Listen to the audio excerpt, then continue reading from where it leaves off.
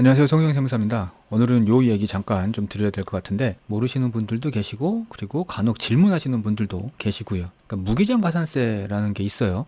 이게 기장을 하지 않으면 가산세를 물리겠다라는 건데, 그러니까 기장이라는 건 뭐 잘 아시다시피 장부를 만드는 거죠. 그래서 이제 소득세법을 보면 이런 조항이 있어요. 사업자가 160조 또는 161조에 따른 장부를 빚이 기록하지 아니하였거나, 이거 이제 복식부기 뭐 이런 걸 얘기하는 거죠. 기록한 장부에 따른 소득 금액이 기장해야 할 금액에 미달한 경우에는 가산세를 다음 계산식에 의해서 납부하여야 한다, 이런 건데, 가산세 계산은 이제 20% 생각하시면 돼요.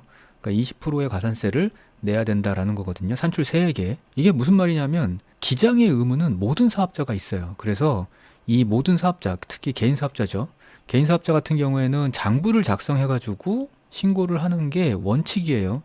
그리고 앞에서도 보신 것처럼 장부를 작성하지 않은 신고는 무기장 가산세를 부과하겠다는 거죠. 그리고 여기서 이제 복식부기가 원칙적인 장부인데 예외적으로 간편장부도 인정을 해준다라는 게 있어요. 일정 규모 이하의 경우. 이제 이렇게 되면 무슨 얘기가 되냐면, 간편장부 대상자가 우리 왜 단순경비율이나 기준경비율 같은 추계 신고를 하게 되잖아요. 그러면 그것도 가산세 대상이 될 수 있다는 거죠. 그러니까 이런 얘기예요. 종합소득세 신고는 원칙이 장부 신고로 하게 되어 있어요. 그리고 그 장부는 복식부기 장부가 있고 간편장부 신고가 있죠. 근데 이 외에 장부 신고 외에 할 수 있는 방법이 추계 신고라는 게 있어요. 그래서 추계 신고는 우리가 매출이나 비용 항목이나 이런 것들을 기록하지 않고 그냥 매출만 갖다 놓고 일정률을 비용으로 인정해 버리는 거잖아요. 그래서 이렇게 추계 신고로 하는 방법이 있는데, 장부 신고가 원칙이지만 만약에 추계 신고를 하게 되면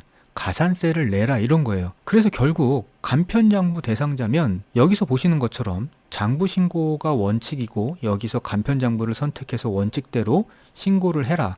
근데 그거를 추계 신고로 단순경비율이나 기준경비율로 신고를 하면 여기서 보는 것처럼 20%만큼의 가산세를 내야 된다라는 거죠. 하지만 우리 여러분들 같은 경우 간편장부 대상자이지만 단순경비율이나 기준경비율로 신고하시는 경우 많잖아요. 근데 가산세 얘기는 들어본 적이 없죠. 그게 왜 그러냐 하면, 그러니까 이런 조항이 있어요. 소득세법에서 좀 전에 보셨던 이 가산세 부과 조항인데, 여기 보면 대통령령으로 정하는 소규모 사업자는 제외한다, 이렇게 돼 있어요. 이 가산세 부과 자체를. 그리고 그 대통령령을 보면 이렇게 돼 있어요.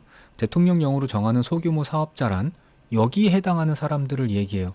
그래서 신규로 사업을 개시한 사업자, 지금 2023년도니까 2022년에 새로 사업을 개시한 사업자는 매출액에 상관없이 추계로 신고를 하더라도 가산세가 없는 게 돼버리는 거죠. 그리고 또 하나, 직전 과세 기간의 사업소득의 수익금액, 매출을 얘기하죠. 이 수익금액이 연 4,800만 원에 미달하는 사업자는 가산세를 부과하지 않아요. 그리고 법 제73조 제1항 제4호를 적용받는 사업자, 이건 이제 연말정산 대상 사업자를 얘기하거든요. 그러니까 뭐 보험 모집인이나 뭐 이런 업종을 얘기하는 거예요. 그래서 우리가 간편장부 대상자지만 추계 신고로 해도 가산세 얘기를 들어본 적이 없다라는 건 여기에 보통 속하세요. 그러니까 보통 수익 금액이 4,800만 원에 미달하기 때문에 여기에 보통 이제 속하게 되는 거고요. 근데 문제는 뭐냐면 단순 경비율은 전혀 문제가 되지 않아요. 왜냐하면 단순 경비율 자체는 2,400만 원 미만일 때만 단순 경비율이 안내되기 때문에 단순 경비율로 안내된 경우 단순 경비율로 신고하면 무기장 가산세하고는 상관이 없죠.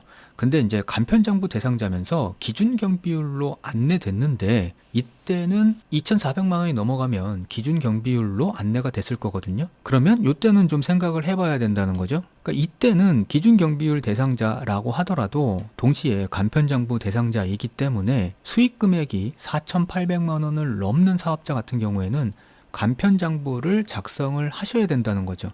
만약에 간편장부를 작성하지 않고 기준경비율로 추계신고를 하게 되면 그럴 수는 있어요. 추계신고로 할 수는 있는데 이렇게 되면 이제 무기장 가산세 대상이 된다는 거죠. 이게 어디 나오냐 하면 우리 종합소득세 신고할 때 그 신고도움 서비스라는 게 있잖아요. 제가 지난번에 한번 말씀드렸는데 그 신고도움 서비스를 보면 여기에 이제 신고 안내 자료라는 게 있어요, 가운데. 그래서 신고 안내 자료를 들어가게 되면 이 밑으로 쭉 내려 보면 이런 게 있거든요.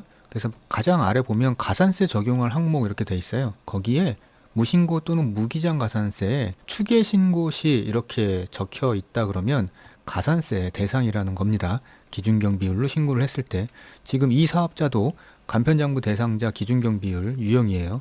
근데 이 사업자 같은 경우에는 이제 작년에 새로 개업한 사업자도 아니고 수익 금액이 4,800만 원을 넘어가는 경우이다 보니 여기에 이렇게 추계 신고를 하게 되면 무기장 가산세가 있을 수 있습니다라는 안내를 하고 있는 거죠. 그래서 이런 가산세 때문에 가산세 대상이 되시는 분들은 가능한 간편장부라도 작성을 하시는 게 좋을 것 같은데, 간편장부에 대해서는 작성법을 제가 지난 영상에서 한번 말씀을 드렸고요. 그리고 간편장부에는 이러한 내용들이 들어가야 되니까 뭐 매출액, 경비 지출에 관한 사항, 그 다음에 유형자산이 있다 그러면 그거에 따른 증감에 관한 사항, 이런 것들이 들어가야 되니까 이런 것들 참고하셔가지고 간편장부를 작성하셔야 가산세 대상이 되실 수 있는 사업자는 가산세 부담에서 벗어나실 수 있어요. 자, 오늘 시간 마치겠습니다. 감사합니다.